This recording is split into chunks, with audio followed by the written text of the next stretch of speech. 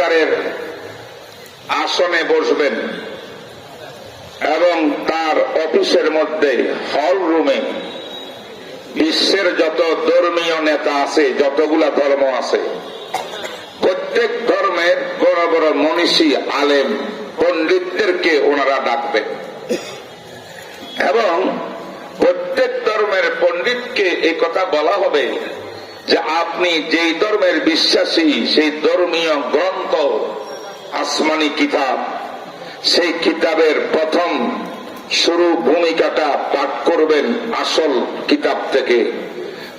ভূমিকাটা পাঠ করে তার অনুবাদ সুন্দর করে আমাদের সামনে উপস্থাপন করবেন।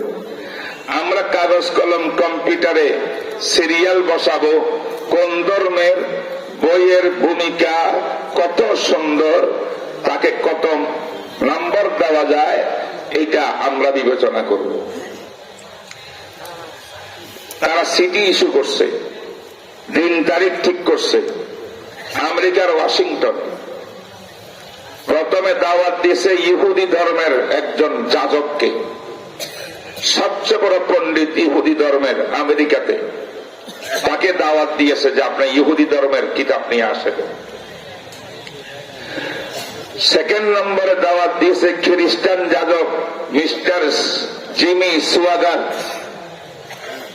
জিমি সুয়াগাট নামে একটা পণ্ডিত আছে, বিশেষজ্ঞ আলেম আছে খ্রিস্টান ধর্মের, তাকেও সেখানে আহ্বান করছে। 3 নম্বরে আহ্বান করছে মুসলমানদের একজন নেতা।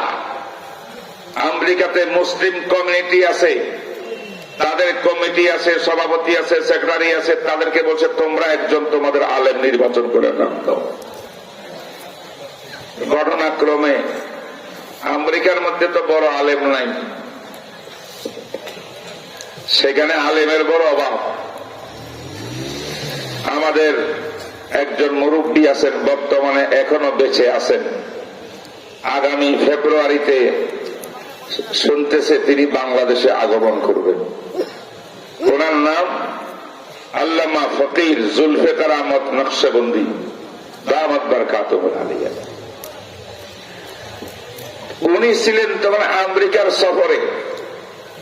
তো মুসলিম কমিটিরা হযরতের সঙ্গে যোগাযোগ করিয়া পুরা বিষয়টা বলার পরে হযরত বলেন অনুমতি দিলাম, আমার নাম দাও।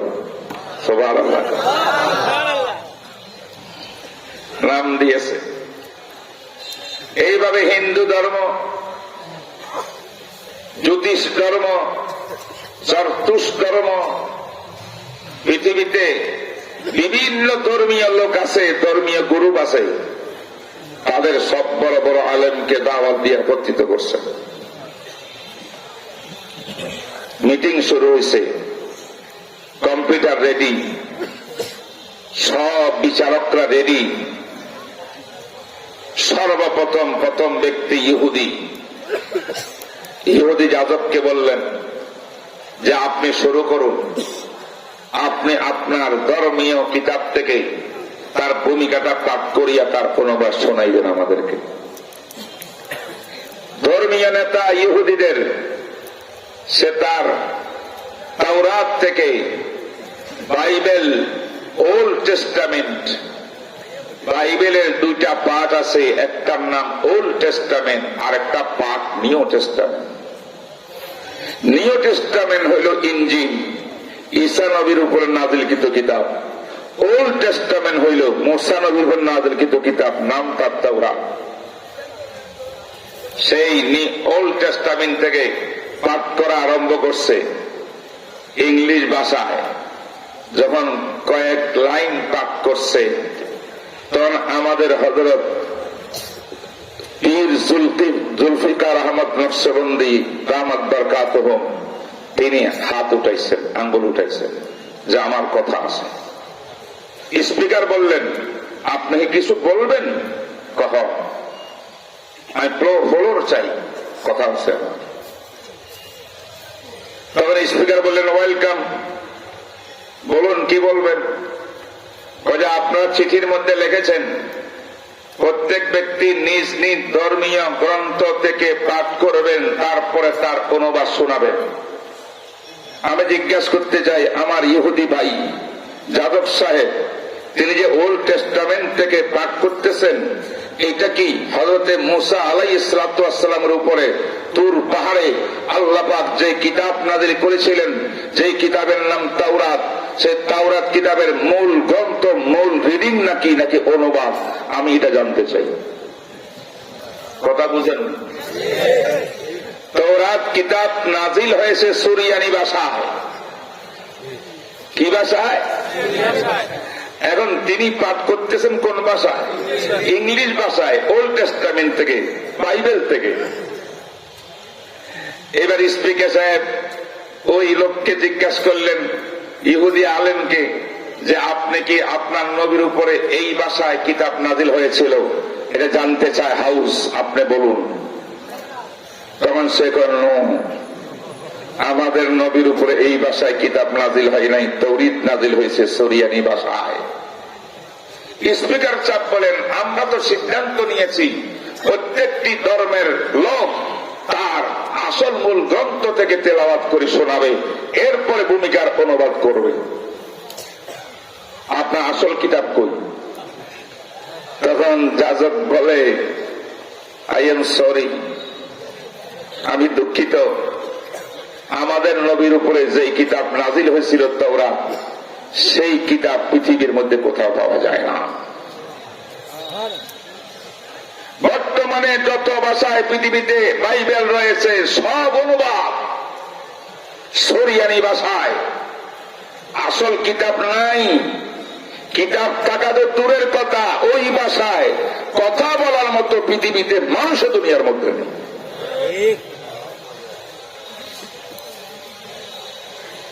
তখন বলল, যদি আপনি মূল গ্রন্থ পেশ করতে না পারেন তাহলে তো আমরা দুঃখিত। তখন বলেন, আমিও অপারক, আমাকে বাদ দিন। ইহুদি বাদ পড়ে গেছে। সুবহানাল্লাহ।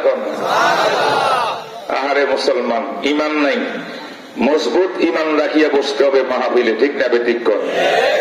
আর কলবটাকে আল্লাহর দিকে মোতাওয়াজ্জহ করে দেন, যেন আল্লাহ পাক কোরআন হাদিসের ইসলামের কিছু জরুরি কথা কলবের মধ্যে ঢেলে দেয় আমাদের।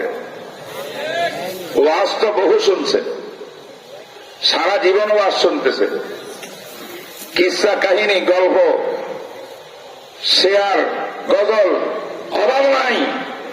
একটা জিনিসের অভাব, সেটা হলো আজকে ওয়াজের রূহ নাই আমাদের মধ্যে, রূহের অভাব।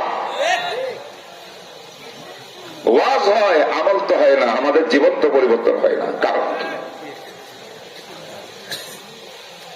মুহতারাম হাজারিন, তিনি সরি বলিয়া আউট হইয়া গেলেন।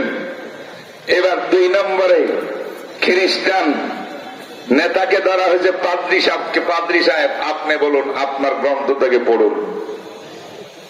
খ্রিস্টান তো ভালো করে জানে, ইহুদিদের কাছে সুরিয়ানি ভাষার কিতাব যেমন নাই, খ্রিস্টানদের ইনজিল কিতাব নাযিল হয়েছিল ইব্রানি ভাষায়। ইব্রানি ভাষায় এইটাও দুনিয়ার মধ্যে নেই। তখন সে পাঠ না করে বলল, আই এম সরি, আমিও দুঃখিত, আমিও আমার নবীর আসল ইনজিল কিতাব থেকে পাঠ করিয়া শোনাতে সক্ষম না। আপনি বললে অনুবাদ শোনাই দেব। স্পিকার সাহেব বললেন, না, আমাদের চিঠির মধ্যে লেখা আছে আমরা মূল গ্রন্থ থেকে পাঠ করব, আপনার অনুবাদ শোনা হবে না। এইটা গেট আউট। কয়টা গেট আউট হইল? এবার 3 নম্বরে স্পিকার আমাদের হুজুর পীর জুলফিকার আহমদ নকশবন্দির কাছে দিকে সম্বোধন করে বলেন, যে মিস্টার জুলফিকার, আপনি আপনার ইসলাম ধর্মের বিশ্বনবীর উপরে নাযিলকৃত মূল গ্রন্থ থেকে পাঠ করতে পারবেন? আমাদের হুজুর বলে, অবশ্যই পারবো। সুবহানাল্লাহ।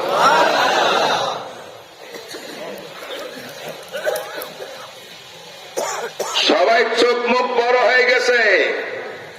কিরে, ইহুদি পারলো না, খ্রিস্টান পারলো না, এই হুজুর পাগড়িওয়ালা হুজুর বলে কোরআন থেকে পাঠ করবে। কোরআন কি তাহলে আসল ভাষা রয়ে গেছে? এরপরে আমাদের হুজুর শুরু করলেন কোরআন তেলাওয়াত সূরাতুল ফাতিহা। আউযু বিল্লাহি মিনাশ শাইতানির রাজীম। বিসমিল্লাহির রহমানির রহিম। আলহামদুলিল্লাহি রাব্বিল আলামিন। এত সুন্দর করে তেলাওয়াত করলে সব খাই বসে গেছে। সুবহানাল্লাহ। এরপরে সূরা ফাতিহা তেলাওয়াত করি। আমার হুজুর সূরা ফাতিহার অনুবাদটা শোনাইলেন ইংলিশে। সব শোনার পরে তারা জিজ্ঞাসা করে, হুজুর আপনার সামনে তো গ্রন্থটা নাই, আপনি মুখস্থ পাঠ করলেন, তাইলে কি আপনাদের কোরআন কি আপনার মুখস্থ পারেন নাকি? আমরা তো যে কোনো বিষয়ে লেকচার দিতে হলে বাইবেল খুলিয়া লাইনে লাইনে পাঠ করে করে কোট করতে হয়, আপনার তো কিছুই নাই, সামনে পড়েই দিলেন। তখন আমাদের হুজুর বলে, জি হ্যাঁ, আমি 30 পারা কোরআনের হাফেজ। এরকম 30 পারা কোরআনের হাফেজ? ইয়েস, অবশ্যই। আমার হুজুর বললেন, আপনাদের কাছে আশ্চর্য বোধ হইতেছে আমার মতে এই বুড়া একটা বয়স্ক 80 বছরের মানুষ কেমনে 30 পারা কোরআনের হাফেজ? আমি তো বয়স্ক মানুষ, আলেম। আপনি কি চান আমাদের নাবালেগ শিশুরা পর্যন্ত 30 পারা কোরআনের হাফেজ? পীর জুলফিকার আহমদ নকশবন্দি ঘটনাক্রমে আমার সঙ্গে হুজুরের একটা নিসবত হয়েছে। আমি গেছি ওনার দাওয়াতে, আমাকে এজাজত খেলাফত হচ্ছে, আমি হুজুরের আবার খলিফাও, যদি আমি হযরতের কাছে বায়াত হইনি। আলহামদুলিল্লাহ। ওনার ছেলে ছিলেন সাইফুল্লাহ। সাইফুল্লাহ হুজুরের সঙ্গে ছিলেন, বয়স তখন 12 বছর নাকি 14 বছর। হুজুর বললেন, আপনাদের অনুমতি যদি হয়, এই যে আমার বাচ্চাটা দেখা যাচ্ছে এখনো সাবালেগ হয় নাই, এই বাচ্চাটার মুখ দিয়েও আপনি কোরআন শুনতে পারেন ইচ্ছা মতো। তারা সব মিটিং টিটিং বাদ দিয়া অনুষ্ঠান শেষ এতটুকুর মধ্যে তাড়াতাড়ি করে আমরা কোরআন শুনবো। সুবহানাল্লাহ।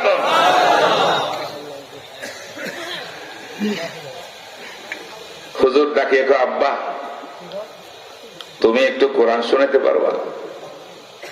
আব্বু পারবো। চকলেট দিতে হবে। চকলেট দিব। যাও, এখানে নফল নামাজের নিয়ত বাঁধো, কেবলা এইদিকে।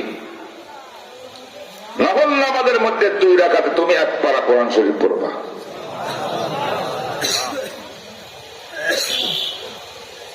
আমার ভাইরা, এই বাচ্চা শুরু করলেন নামাজের মধ্যে কোরআন তেলাওয়াত। তার তেলাওয়াত বাপের থেকেও সুন্দর।